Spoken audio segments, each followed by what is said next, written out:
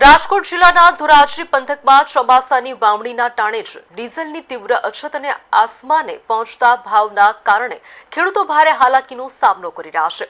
ખેડૂતોનો આક્ષેપ છે કે પેટ્રોલ પંપ પર પૂરતું ડીઝલ આપવામાં આવતું નથી અને 20 લીટર જેવી સામાન્ય માત્રા માટે પણ ન પાડી દેવાય છે। મહત્વનું છે કે 20 લીટર જેવી સામાન્ય માત્રા માટે પણ ના પાડી દેવામાં આવે છે। આ પરિસ્થિતિમાં ટ્રેક્ટર ચલાવવા ડીઝલ ન મળતા ખેડૂતો આકરી ગરમી અને ધોમધખતા તાપમાં જાતે હાથે હળ ચલાવીને ખેતર ખેડવા મજબૂર બન્યા છે।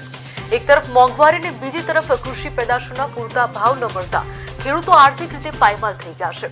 ત્યારે વાવણીનો સમય નજીક હોવાથી ચિંતિત બનેલા ખેડૂતોએ સરકાર પાસે ડીઝલના ભાવ ઘટાડવા અને પૂરતો જથ્થો ઉપલબ્ધ કરાવવા આજીજી કરી છે।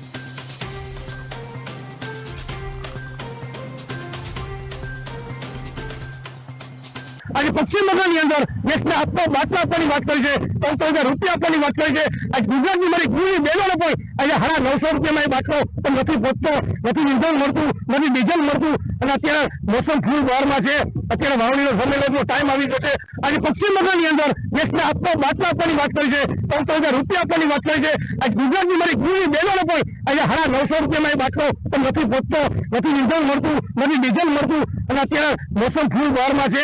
અત્યારે વાવણીનો સમય લેવાનો ટાઈમ આવી ગયો છે। આજે પશ્ચિમ